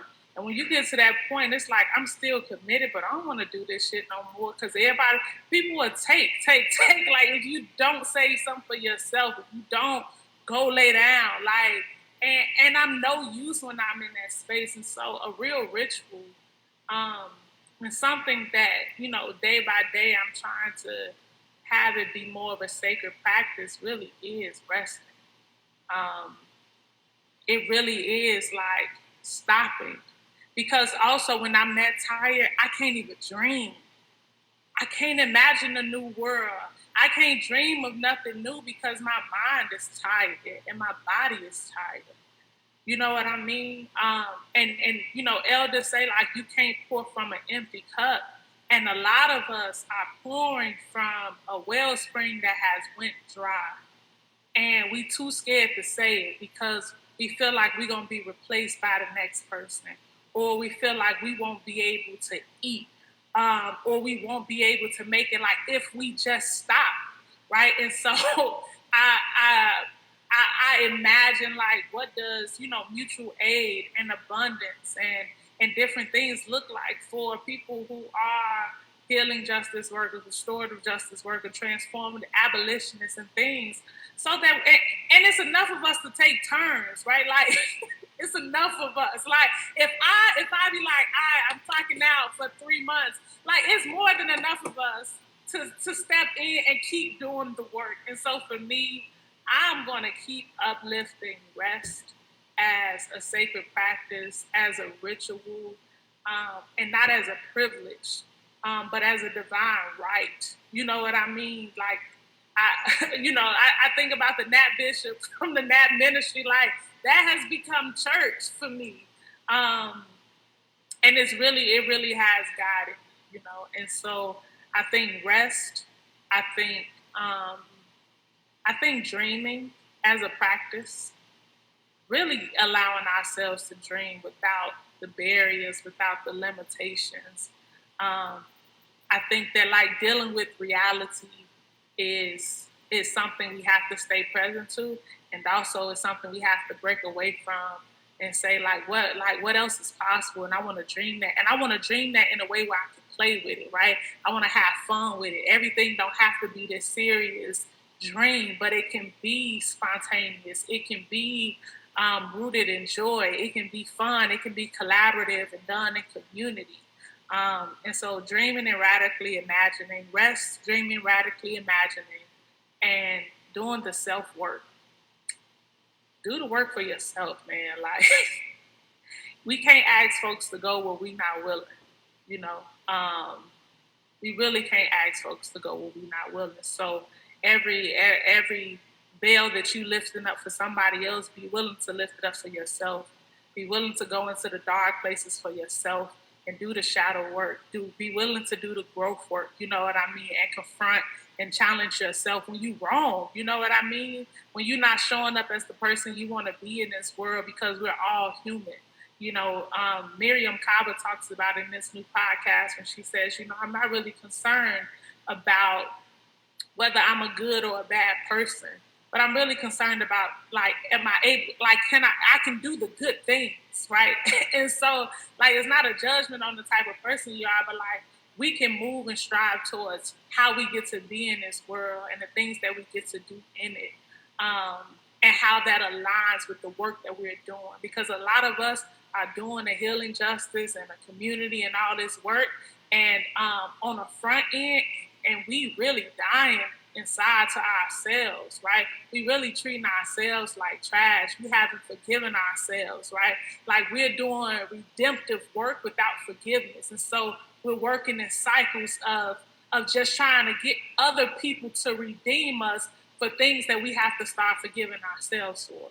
And so doing the self-work, dreaming, and that song, go lay down, like take a nap, go rest. And so those would be my rituals and practice. Word, thank you for that. And like while we doing this work, like we become like human Velcros, I say. Like so many things are just being constantly put onto us. And we create all of these spaces so people can let their shit out, but we don't really have spaces to let our shit out. To heal from a lot of these Velcros that people's constantly, putting onto us. And not saying that's a bad thing, but word, like, in order for us to keep on doing this work, like Ashley said, we gotta rest, we gotta reground ourselves so that we could be better every day, so that we could continue to heal people and bring healing to the community. So thank you for that. And with that being said, I'm gonna pass it to Corey. Peace, peace, peace, peace. Hotep. Ankh in my yacht. Now this is fire, man. I'm just gonna keep adding to some of the wisdom, kicking it and listening to elders. Brother Rich said when an elder dies, we lose a library. That was deep. We elders are also known as like the gateways to the ancestors too. And I had a wonderful experience with H.O.L.L.A just the other day, kicking it with Larry White, one of the elders and founders of the Green Haven think tank. And Larry is up there in age, been in prison since the 60s, 70s, 80s. And he was just giving us a lot of game and knowledge and giving us pictures and documents. So just feeling blessed to be able to not only have a relationship with, but able to be connected to some of that kind of library. And also Healing Justice too, just going back to the other question, is about building that intergenerational praxis and that intergenerational relationship. That way,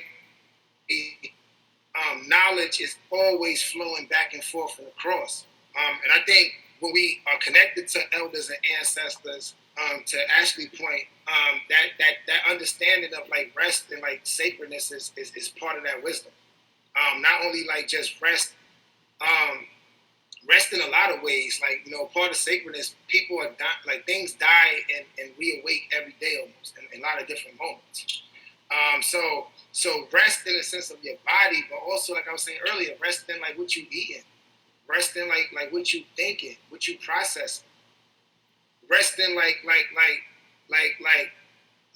so all these things is part of the sacrifice. I say part of the struggle. I don't say that because the turbo struggle probably in a general way like it's a bad thing, because there's a lot of good in that. It's a lot of wisdom in that. Maybe that's not the right word to say right here, but I think ritual and rest as a ritual is super important in the physical sense, but also in the spiritual sense too. And I definitely I want to just say a quick hit to ancestors one more time, just to keep pushing ancestors. I think honoring your personal ancestors, that could be family members, that could be people but also like your communal ancestors, and that could be like people in the movement, people who are from your ethnic identity, people who inspire your heart. It's really important. Altar work. Sometimes I go visit my daughter's gravesite and do rituals there. Some family members probably got a certain song. You probably want to sit by yourself, play that song, have conversations with them. You heard what Ashley was saying once again, trying to like still reconnect with her father who already done transitioned. So just remembering and kicking it with your ancestors is important. And I close by saying, going to kind of like what Ashley was saying about the healing self-work, just going back to like journeying, that concept journeying, and then thinking about this concept letting go that we've been talking about in H.O.L.L.A and that Ashley, did a panel on. It's in that article we was talking about. And it's kind of like letting go is kind of like when you hurt somebody or somebody hurt you, like it impacts you. It changes your cosmology. Like even if you don't, like Ashley was saying, even if you don't tell nobody, like if you hurt somebody, you did some hurt stuff. Like even if you get short-term benefit, you still understand in your spirit somewhere that like that's not good. or that there's a consequences to yourself. So I think letting go, and sometimes it's hard for us to ask ourselves, did I do that? Did I live that out? Did I experience that? What did me doing that? How has that made me be? And when we don't ask these questions because we numb or we don't know how to ask these questions, or we just live in our regular life and don't think these questions are important, sometimes certain energies or certain behaviors stay within our cosmology. It don't get released from our cosmology. So I think this concept letting go is a reminder that like you are a sacred person. In African sacred science, they say that all of us are divine living out a human experience. That you are divine. That you come from sacredness. And that things move you off balance. Sometimes it's your family. We talked about the history and the war. Sometimes it's your man's, your partner. Sometimes it's the things you've been eating, the sugars, the food. Things move you off balance, off your sacredness. So part of letting go is saying, like, how do I get back to my sacredness? And part of it is also understanding what your sacredness is. It's a journey of knowing who you are. But once you know who you are, it's like, this happened to me. I did this to other folks. Other folks did this to me. Who am I now? Who am I now? And what do I need to let go to get back to some balance? Or what do I need to transform to get back to some balance? And that's a journey in itself. Not even thinking about with somebody else. That's a journey with yourself, with your 12-year-old self, with yourself in yesterday, with yourself with your title on in your job, in moments when you felt like you didn't speak up when you should have spoke up, in moments at home, in moments when you wasn't the best parent you could be. Like, those are moments that, like, sometimes, we said it before, we don't let that shame go. We don't let that guilt go. Sometimes we don't got space to let somebody else say sorry because we ain't did enough work. When somebody may hurt us, we ready to say sorry, but we can't even accept the sorry because it moved us in a way that we ain't in a place that we can receive a sorry. And that's cool too, because sometimes you don't need a sorry in that moment, but the goal is at some point you want to get back to balance. It ain't about doing it today or tomorrow, but what is your balance though? And you don't even got to be next to each other to get that balance. But some people, when somebody hurts you, just thinking about them, they could be 100 miles away. It makes you get a headache. It makes you mad. That's you absorbing that energy. That's you absorbing a thing it could be 3 years ago, 4 years ago, that's still moving your life. So I think that's why having consequences to how you think and behave too, and what's going to be in your cosmology. Whether you understand it consciously or unconsciously, I think. But I would just say letting go and journeying, figuring out how to journey with yourself, but also the same thing I explained to myself is in relationships with me and my wife. Definitely. Love you, Teresa. But we got journeys with me and my son. Definitely with me and my mom. So there's things that we got to let go in those relationships too. That's us too. So that's part of the journey. How do we let go who we are or who we need to be, or the energy that transform who we are or who we need to be? Thanks for all of that. And you said it, like, it's about the journey and the understanding, like, the practice of who we are and how that continues to allow us to show up differently in that process of journeying. So definitely thank you for sharing all of that. And last but not least, Pastor Isaac about to finish this question off, about to go without with a bang. It's on you, Pastor Isaac.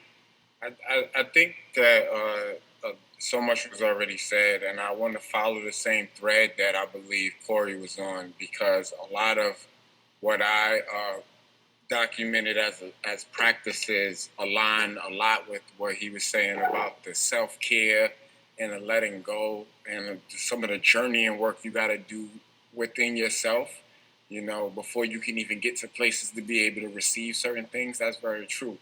And I think for me, some of the things I've been noticing in my life and in the lives of those very close to me is that things like humility is very important for healing, our capacity to really just humble ourselves and kind of shed the those very strong perspectives that we have, or those real judgmental sort of ideas we may have, but also like how we feel when people do things to us. Sometimes when we think a little bit too highly of ourselves, we get real prideful when things happen. And I think humility can play a huge role in us being able to heal from a situation. I also think forgiveness is a huge thing. That's letting go. A lot of times we are not able to forgive, and folks think that forgiveness is just ignoring what happened and forgetting about it, and it's absolutely not that. And it's really just releasing that which happened to you and saying, I'm no longer going to let this control my life. So when it's brought up, or when I see that person, they're not still going to have control over my life, control over my emotions, right? So forgiveness, I believe, is a hugely important thing when it comes to healing, because it's right along that lines of letting go of our hurt and letting go of the emotions that we have about what we went through. And it's that's a thin line, because the sin or the action itself will always make you angry because it was wrong. So whenever you think about that actual thing happening, it always sort of gets you upset because it was wrong, but you don't have to remain in a space of unforgiveness where you haven't sort of turned that person over to a higher power, if that's in your life, or if you haven't just released that energy, because that's an energy of like, nah, I'm gonna keep this, I'm gonna be bitter about this. That's an energy that you're keeping, and it takes energy to keep that feeling going. So when you are able to forgive, you're able to release a lot, and I think that that's highly important for healing. I think, but most importantly, self-respect and self-love is a huge practice that we have to sort of embody for our own healing. And when I say that, I mean really things like setting boundaries and keeping a balance. So I appreciate you saying that, Dr. Green, about the balance that we have to keep, because it's important. If we don't have a balance in our life, then we'll be too much here or too much there, and not really trying to keep our equilibrium. Also, setting boundaries in our life is a way that we let others know that this is not okay with me. It also lets us know, like, hey, I don't allow that in my space. I don't allow people to do those things to me. I have boundaries. I've set up this fence, this sort of wall that I have to keep here to protect myself, because I love myself enough to know that I can't allow this type of energy in. No, I'm not keeping everybody out. I'm willing to be vulnerable, of course, but I can't allow certain energies in my space.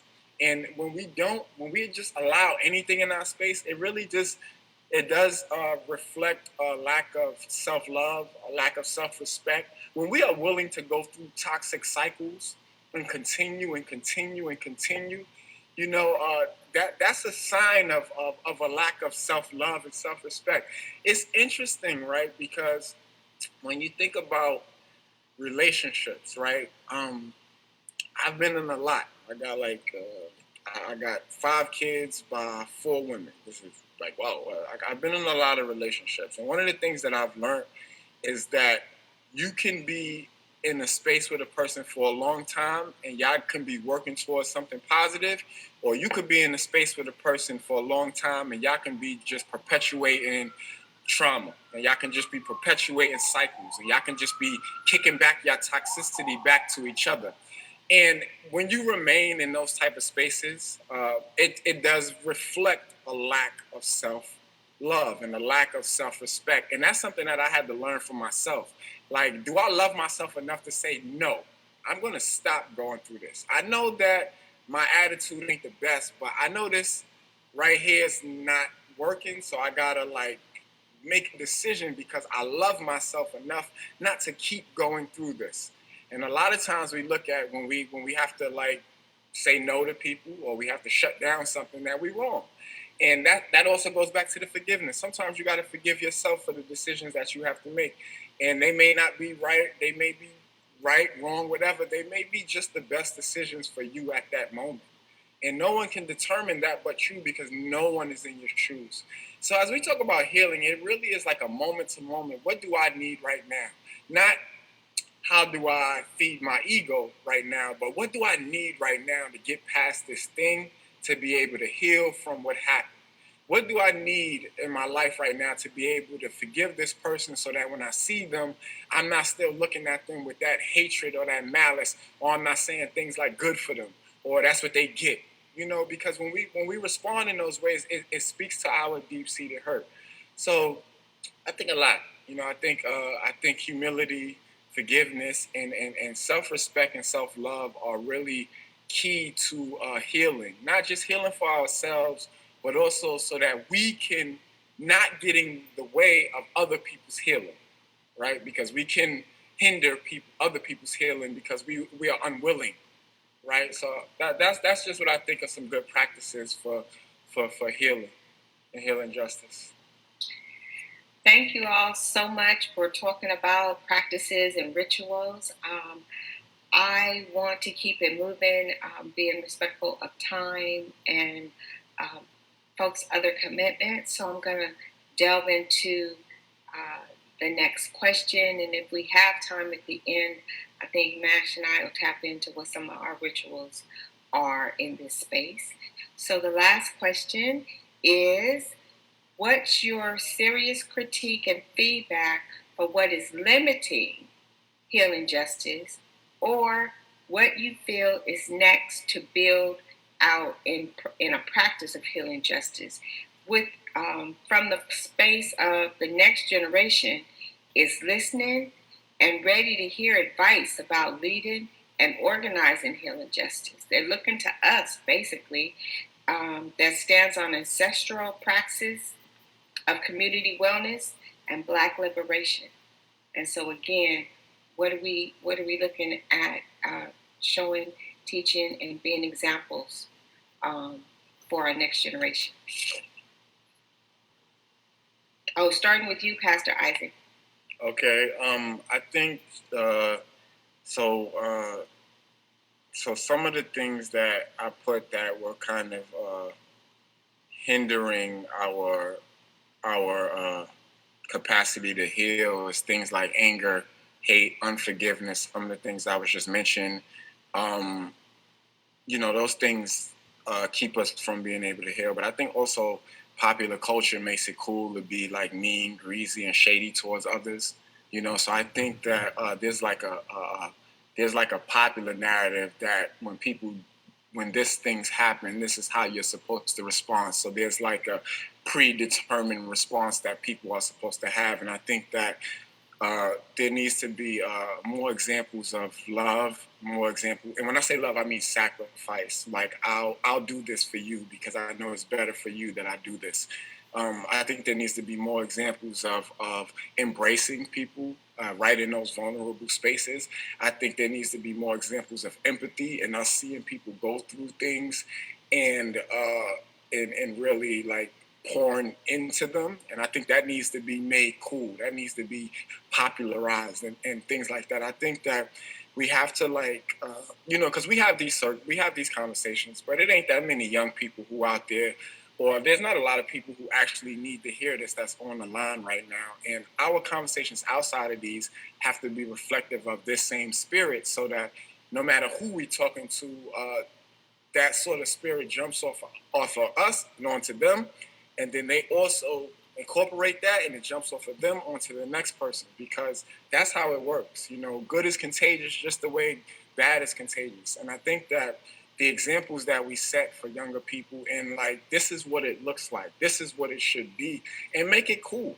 Make it a thing. That should be that should be like that thing that we show each other love, not that we ready to beat somebody up, or we ready to shoot somebody, or we ready to run down on somebody because they did this.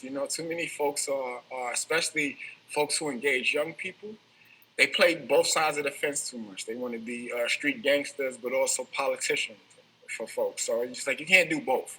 You really have to like have a space unique and show the young people something different. Show them that, no, yeah, I lived that lifestyle, but that wasn't it. And it's better that you just kind of take some of these examples versus going through it yourself, but you can if you want to. But really providing better examples. I feel like it's like young people do what they see the elders do. So if you're a person who got street credibility or you got influence in the street, but you're not out there being positive, then you can't expect the youngins under you to be positive anyway because you're not showing them nothing. So it's really like these examples we're providing and what we are making cool, what we are, what we are patronizing too, or how much longer are we going to patronize things that perpetuate hate? How much longer are we going to continue to support things that perpetualize like, demeaning our women, demeaning certain people for certain lifestyles and things like that. So it's like when we begin to sort of change that popular culture vibe, I think that's in the areas in which we can begin to see, Black liberation period, but Black liberation is real different. The Black experience is very different. It comes, some of us come right out the mud and some of us come right out of college. Some of us make it from the mud to college. So it's such a different sort of experience for Black people. And I think that we got to I don't think that we're particularly impressionable, but I know that young people are impressionable. And if we want to have an impact on our next generation, then we gotta like give them concrete examples and not just talk to them about it. Nobody always want to hear a lecture.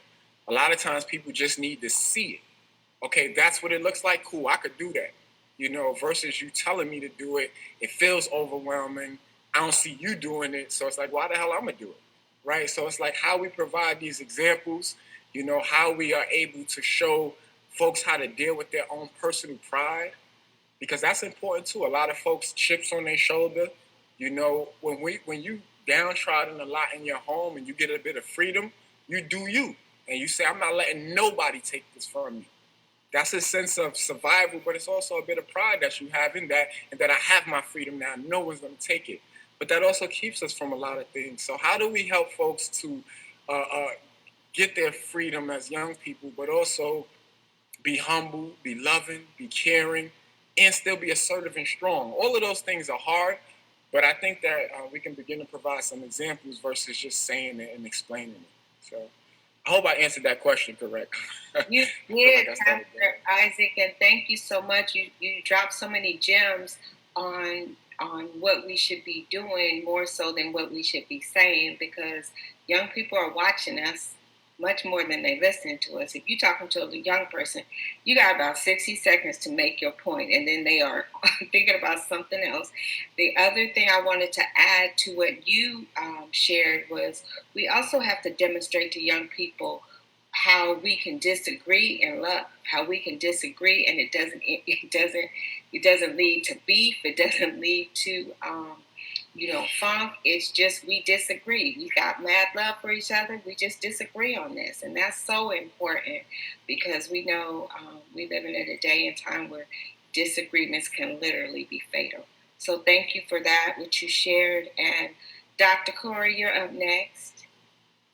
Yeah, man. I think whiteness, colonization of African and Indigenous practices is always in the picture frame of living in Healing Justice. I think part of that is just pushing to like always root like ground Healing Justice in ancestors and spirit. Like Healing Justice is always grounded in the ancestors, in a practice and a teaching of knowing what ancestors are, and asking permission to lean on other people's ancestors and culture too. So it's in an epistemology of understanding ancestors and getting it back there.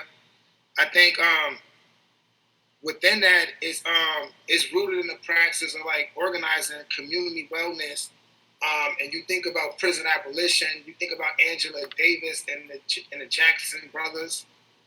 I think those kind of practices, when we talk about restorative justice, healing justice, transformative justice, I think on a general landscape, I think in different pockets and all of those kind of areas, there's different conversations. But on a general thing, you don't ever think about the practices that went down in California. You don't think about Attica Revolt. You don't think about the freeing of Assata Shakur. You don't think about the young lords taking over Lincoln Hospital and setting up a clinic for community members. You don't think about Matula Shakur and the Black Panthers and other folks doing work around healing people impacted by heroin through acupuncture and developing these kind of clinics. You don't talk about the once again the young lords having health trucks going across the neighborhoods in the Bronx. So and that's a response to knowing that the hospital in the Bronx ain't serving them. A response to the knowing that the state ain't response, and people are doing this on their own. I think another thing that's critical within that is that Healing Justice is not about nonprofit. It's not about funding. It's not about like I need money to do this program. Healing Justice is Black people, brown people, poor people, generationally poor people saying, I'm going to survive. I'm going to get community wellness. I'm going to figure it out. And that don't need a board. That don't need philanthropy to give you a bunch of money. That just need a lot of different stuff, when organizing culture, but it ain't about money. It ain't about funding to do Healing Justice.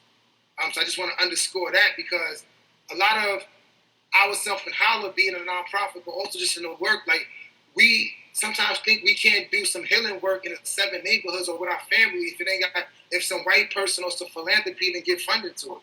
And Healing Justice, though, our grandmas who got us to Chicago and New York, they didn't work that way. Harriet Tubman didn't work that way. Nat Turner didn't work that way. Fannie Lou Hamer, it didn't work that way. So Healing Justice reminds that, in the mix of struggle and all of that, how do I keep that going? And one more thing before I pass it, it's rooted in, I think what's really important for Healing Justice Next is that we healing the movement. I think there's a lot of fractions across genders, across political ideologies, between our sisters, between our brothers. There's drama within sisters, within brothers, definitely between our elders and our young people. And me personally, I'm talking about the movements I'm a part of, the formerly incarcerated peoples and families movement, the movement of Healing Justice, and all of us across the country.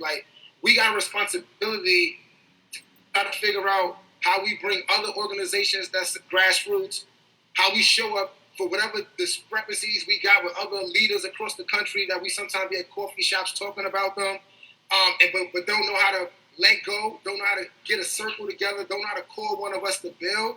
It's so much of that in our movement that us talking about healing justice and all of us who are leaders in different parts of the movement and travel to different parts of the movement, you hear the whiff of we not good. So there's a deep call from H.O.L.L.A, but from our spirits, my ancestors, that we got to go back to each other. So people got to do that without the cameras on, with the cameras on. It's a lot of work that we got to do. And I end by saying that means in your neighborhood too and in your family. So we talking about the movement, but you are all of those things.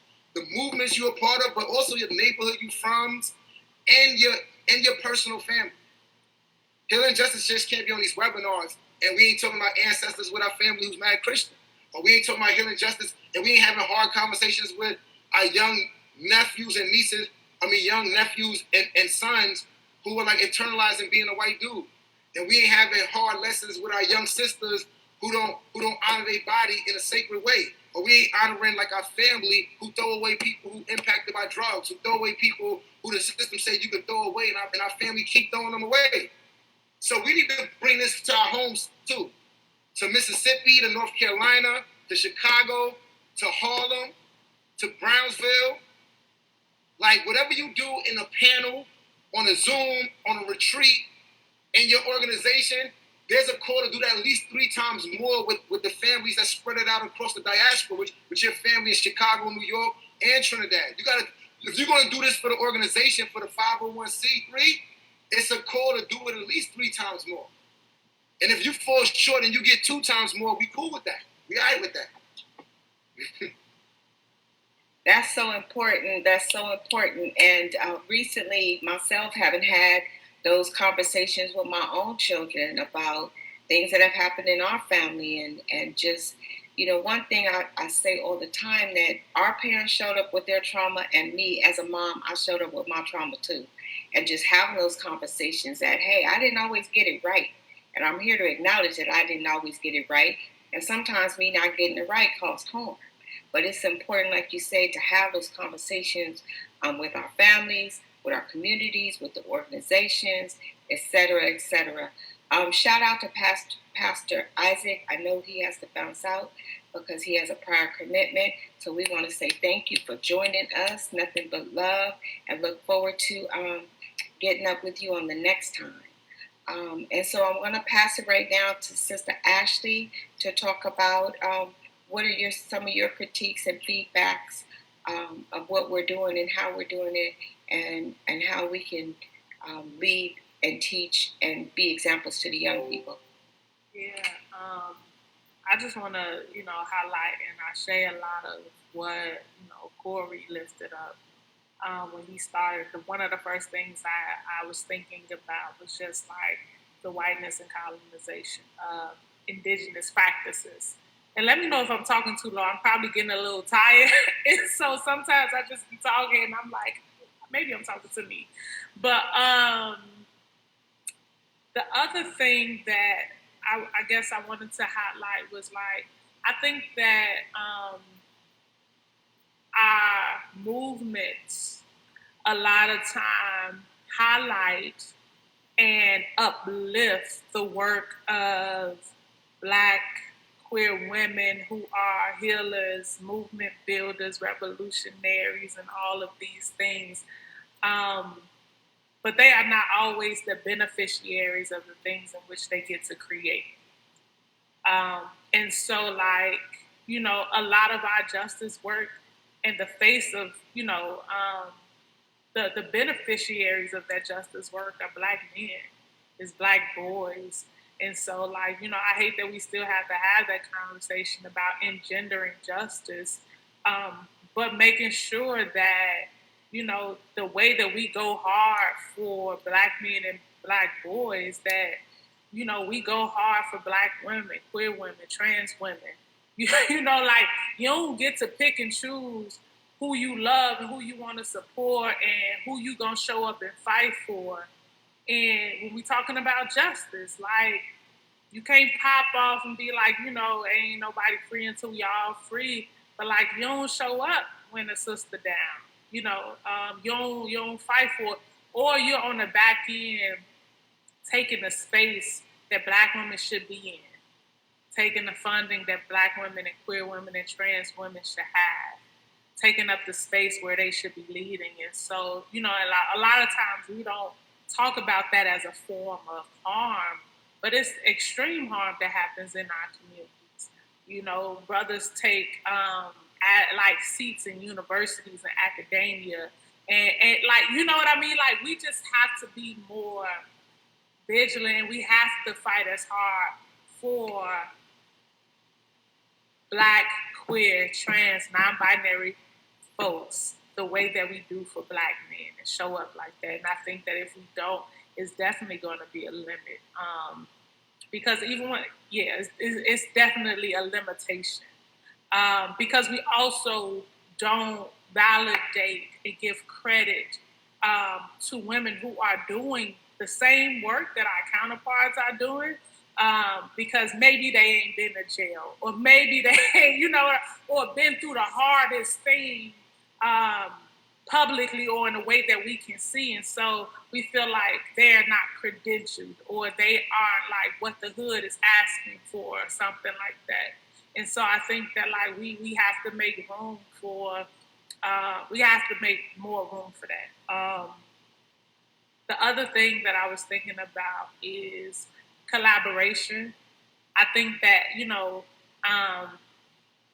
we all have a vision and we all have a dream that has been given to us. And also, I don't think that the manifestation of every dream and vision has to happen with just us. And I think that, so many of us want to have our name on things, or it has to be my way or this way. And, we create these silos that we put ourselves in because we want the recognition for it. Or we want to be the CEO or the executive director. That shit is not easy, first of all. Second of all, I think that if more of us come into collaboration with our dreams and our visions, we create more of a possibility for the next 7 generations. And so I think that our limit on collaboration, like doing more of that intentionally without a fight of ego, without a fight of who gonna lead what, or is this my thing or is it your thing, when it's really just should be our thing. Like we should just be working together. And then last but not least, because I know our time is here and I want to get a floor, I think we have to be more intentional about the way that we heal the healers, we keep the keepers, so that they don't burn out. And it's a small plug, but something that, was dreamed up, was something that I'm doing next month. Is called Who Keeps the Keeper, and I'm starting it with Black and Indigenous, queer and trans women. But a space where like we get to show up to co-keep, co-create, co-dream about what our healing and what our rest and what all these things look like. Who keeps us, right? Who keeps the people that are keeping the spaces, who are holders of change, as Adrienne Marie Brown talks about. And so it's a space and container to hold the people who are doing the holding, to keep the people who are doing the keeping, and to heal the people who are doing the healing. And I think when we continue to pour more into, those people in our communities, I think we keep the river and the wellspring flowing a lot longer for this work to happen. We'll be replenished, we'll be able to feed more folks will be able to get what they need. So, yeah, I'll name that. So I am complete. I thank y'all. Pass it over to my good brother, Rich, over there. I don't need to say anything, but 3 quick things.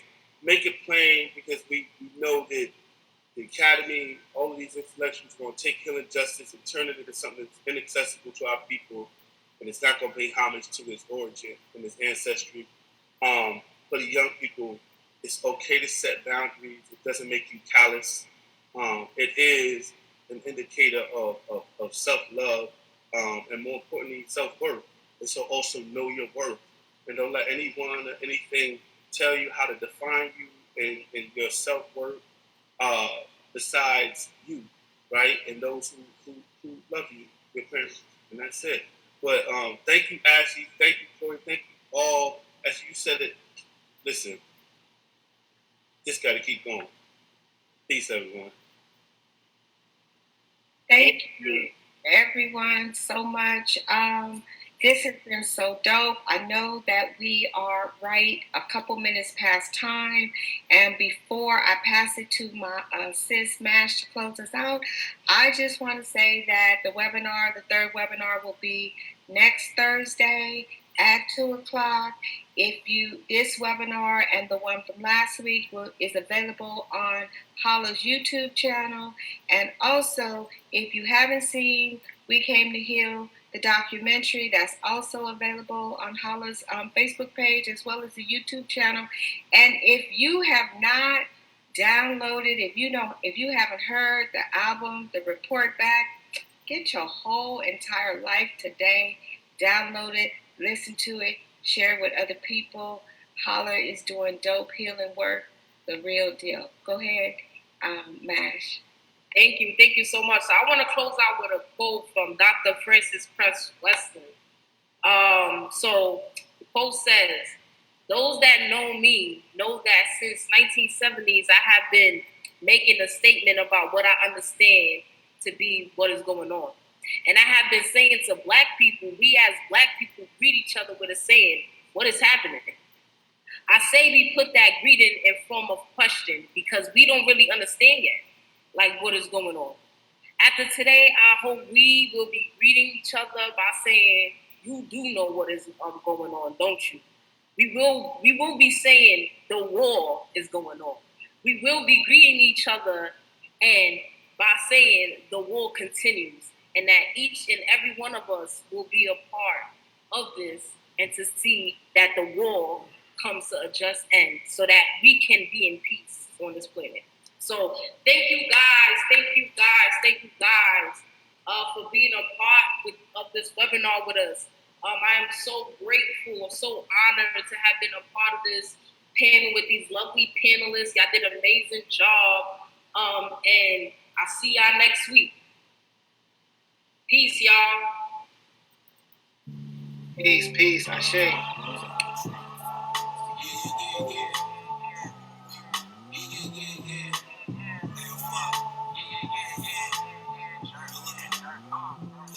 Yo, this the journey. The ones who gon' roll with ya. The ones who always pick you up when the fall gets ya. The ones who always big your name cause they know they miss ya. Yeah, it's the journey. Yo, this the journey. The ones who gon' roll with ya. The ones who always pick you up when the fall gets ya. The ones who always big your name cause they know they miss ya. This the journey. The ones who gon' struggle with ya. I ask God if I shall die before I wake. Please take my sisters and my brothers out the state.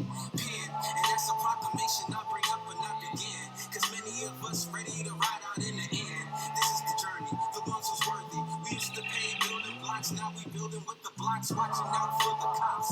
Go each other's crib, eat his mama's cooked food. Those memories I honor, so I save it every move. Some people paying they homage, some people paying they dues. You gotta find the clues, I'm saying looking confused. It's real though. You desensitized and can't feel though. And hit the ones you journey with when the fence close. They the A-ones by your side when the day done. From the AM to the AM, you know what I'm saying. This voyage not a yellow brick road with a slick coat. I see what happens when a dream deferred, then it explodes. Ancestors have the G codes, they sent it like it's info. Since then we stay 10 toes, out of line hidden impose. Propaganda got exposed, you know how that shit goes. This the journey. Gotta defend you, roll with ya. The ones who always pick you up when the fall gets ya. The ones who always big your name cause they know they miss ya. Yeah, it's the journey. Yo, this the journey. The ones who gon' roll with ya. The ones who always pick you up when the fall gets ya. The ones who always big your name cause they know they miss ya. This the journey. The ones who gon' struggle with ya. My journey started out when I was young. Didn't know what I become, and mama made sure we had some. And even though it hurt my eyes, I used to glare at the sun, thinking America must be a dream. But nah, dog, it's all a scheme. And back then, I didn't really truly know what it means. From a block where there's 100 fiends, my spirit said, yo, that's 100 dreams. Needed healing cause a person's life full is disease. Black bodies affected by European ideology. Generations later, you can see where it got me. Calling me a criminal, but don't see all the minerals, the bones. Other earth holding stories underneath the stones. And things that my ancestors would never condone. The truth in my rap so I can rewrite my wrongs. And heal with my own, and heal with my kin. The bloodline is deep, who gon' drown, who gon' swim? We made it without, we gon' make it back in. The powers within, always taking to win. Don't get caught in the smoke or get lost. Yo, this the journey. The ones who gon' roll with ya. The ones who always pick